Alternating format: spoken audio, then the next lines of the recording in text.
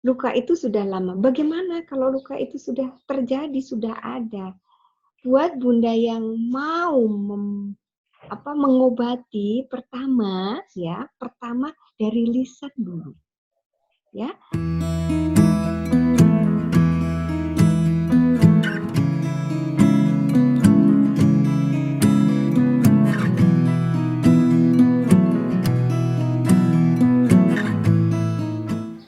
Baik, Assalamualaikum warahmatullahi wabarakatuh. Alhamdulillah kembali bersama Kang Febri dalam sharing santai.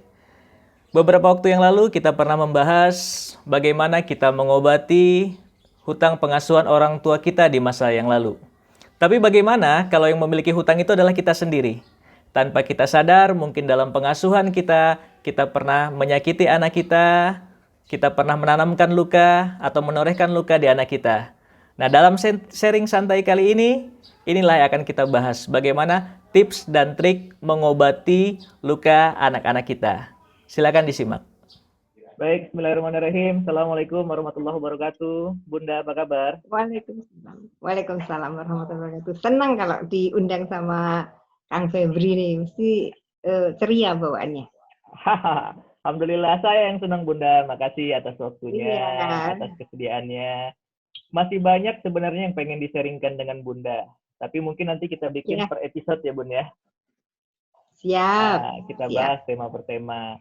Gini Bunda, Siap. kemarin ketika kita berbicara masalah hutang pengasuhan orang tua kita di masa lalu, banyak yang bertanya ke saya Bunda, gimana kalau saya yang punya hutang kepada anak saya? Contohnya, dia baru mulai menemukan kesadaran untuk parenting itu ngikut-ngikut atau pengasuhan ketika usia anak-anaknya sudah mulai beranjak besar. Sementara dulu pernah punya hutang pengasuhan, entah menyakiti anak dan yang lain-lainnya. Nah, sekarang ini yang akan kita bahas, Bunda. Gimana kira-kira cara mengobati luka pada anak? Silakan, Bunda. Oke, siap.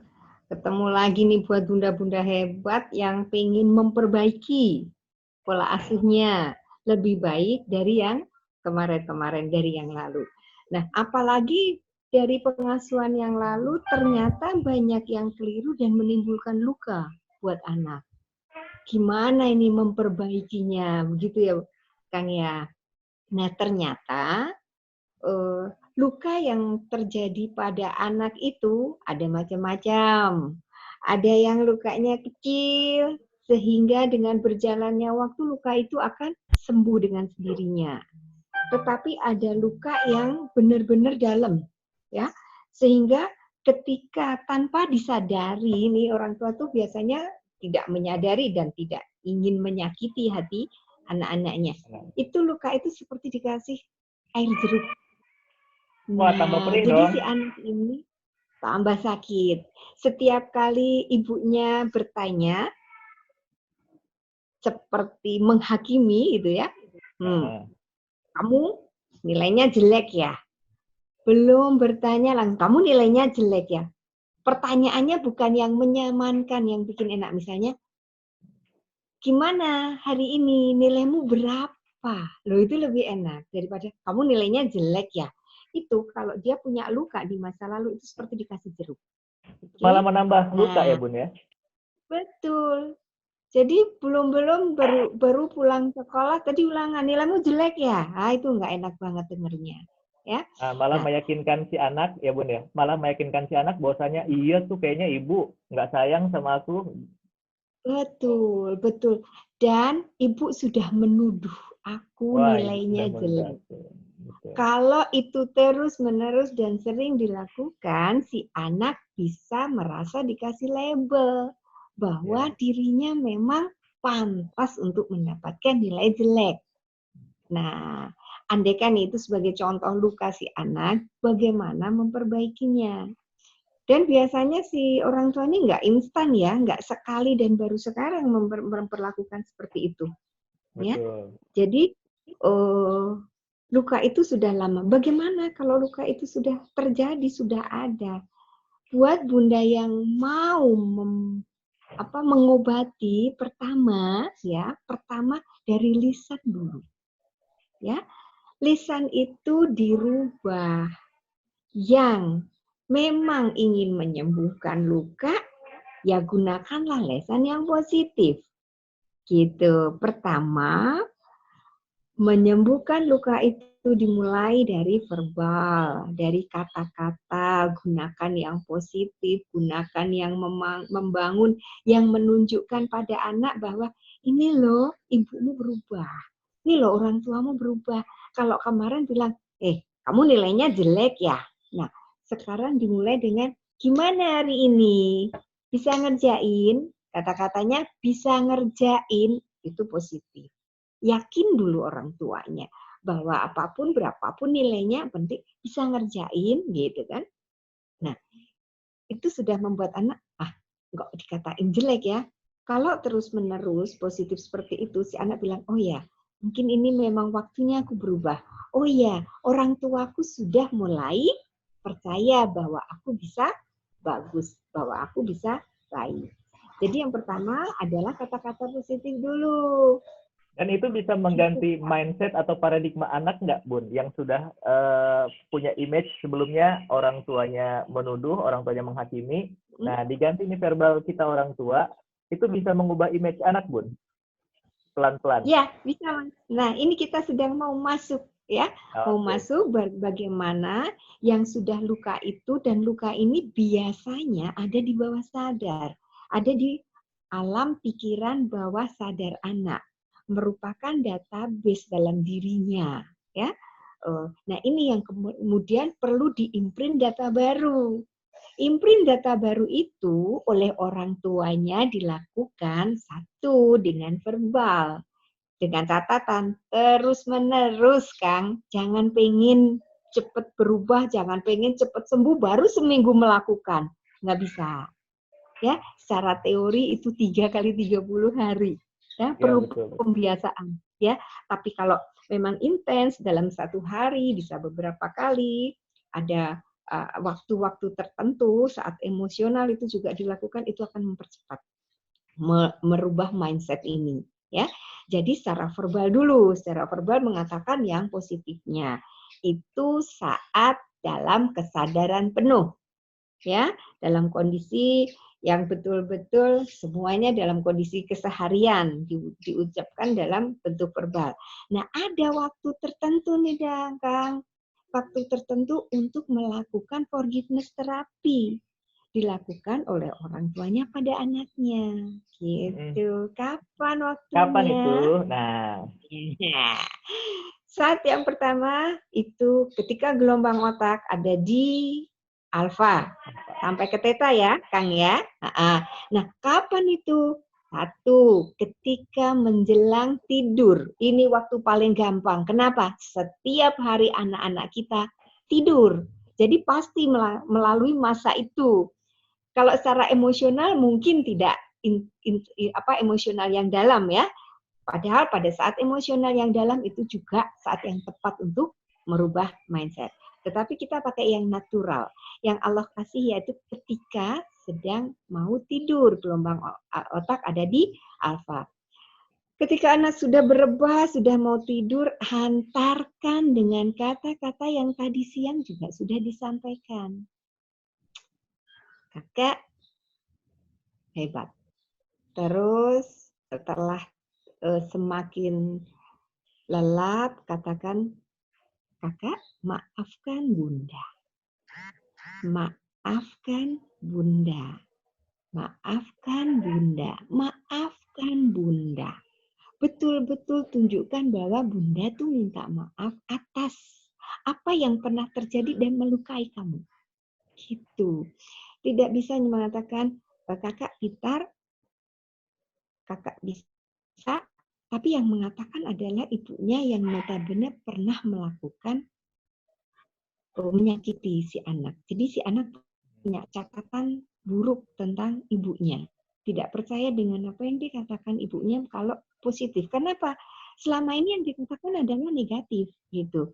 Jadi untuk membuat percaya anak, katakan, usap kalau perlu, bisikkan. Kakak, adik, bunda minta maaf atas apa yang pernah Bunda lakukan pada adik, yang bikin adik marah, yang bikin adik kesel, yang bikin adik sakit hati.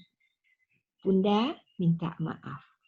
Terus tambahkan, Bunda sayang kamu. Bunda percaya kamu bisa.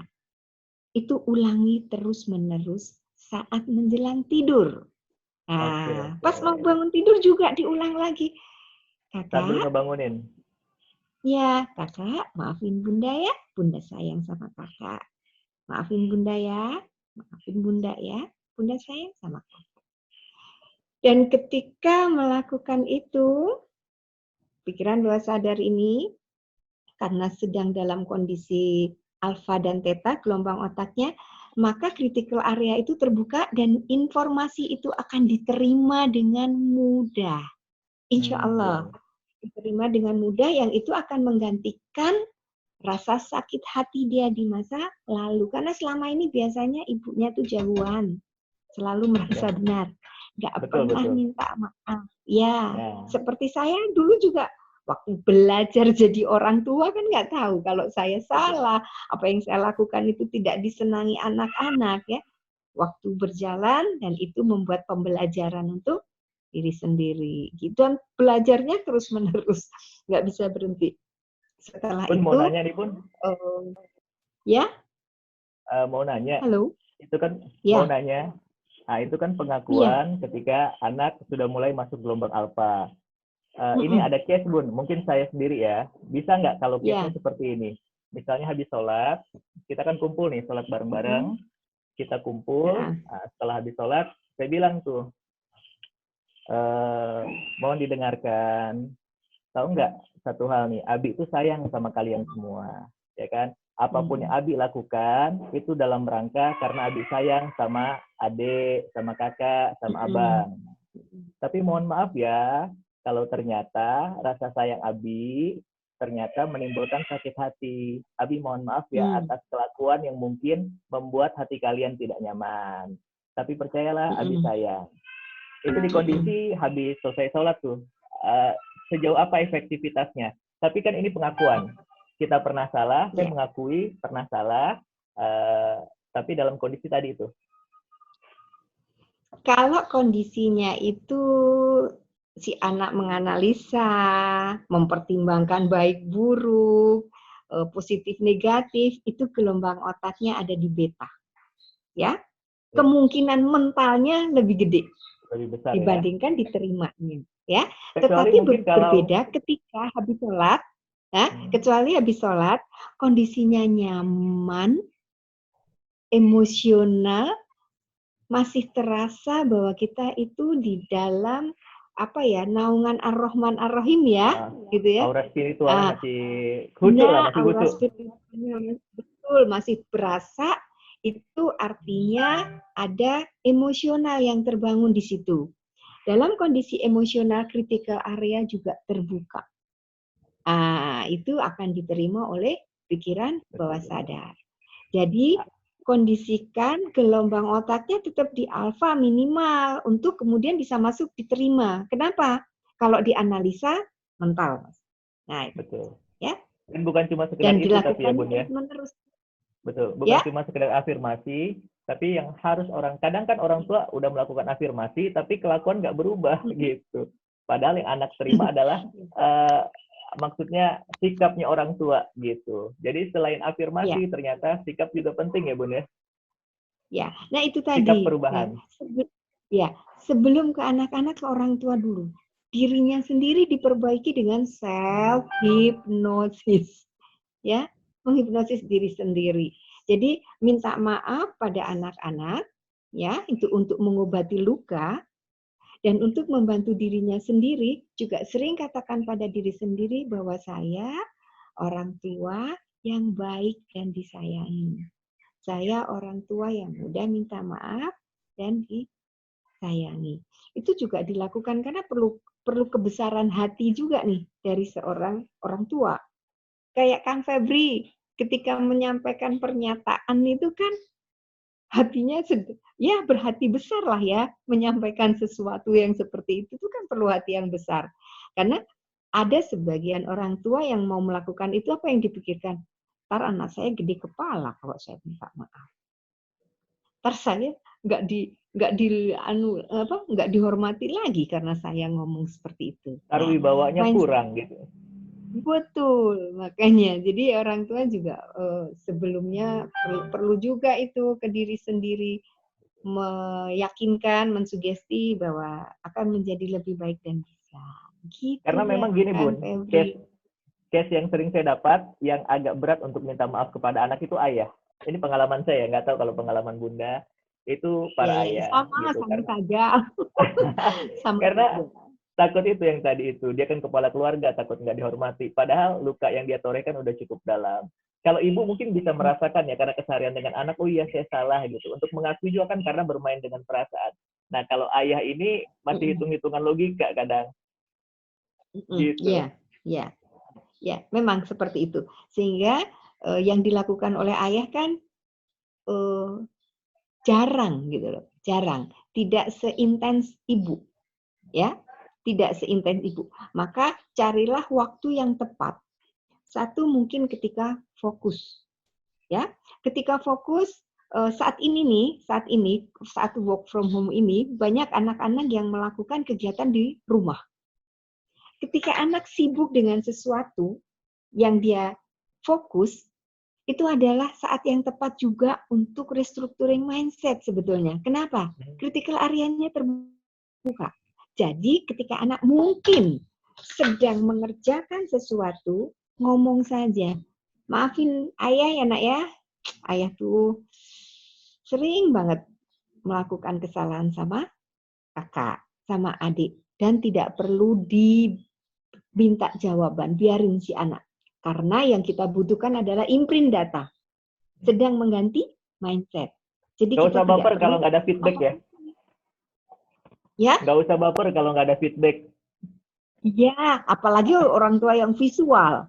Orang tua visual itu kalau ngomong nggak diliatin, berasa diabaikan, berasa nggak dihormatin. Padahal untuk anak-anak yang auditorinya kuat, itu hanya dengan mendengar tanpa harus melihat itu juga Cukup sudah ya. masuk pada dirinya. Iya, banyak loh anak-anak kecil sambil ngapain ketika dia diomongin, enggak, aku enggak gitu. Coba. Iya, iya. Enggak, padahal tidak melihat, tidak memandang, tapi ketika diomongin, nah anak-anak audio itu akan kemudian bereaksi. Gitu.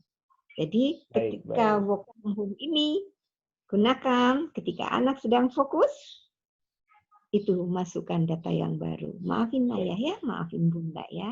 Oke, itu salah satunya. Masih ada yang lainnya ya. Nanti kita di segmen yang lain, Kang Febri. Oke, alhamdulillah. Lakukan terus permintaan maafnya.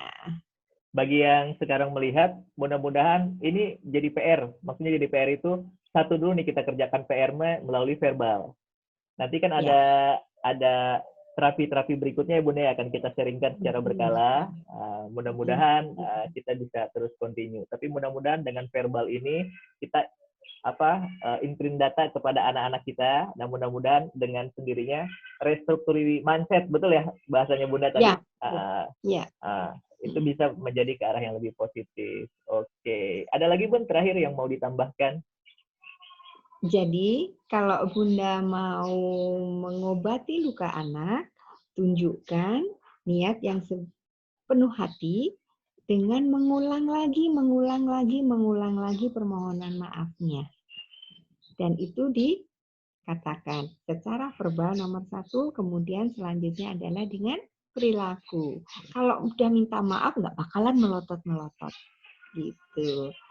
Ya, jadi nanti secara gesture juga akan ada yang berubah dari sisi orang tua. Gitu, Kang Febri. Oke, makasih banyak Bunda. Assalamualaikum. Terima kasih.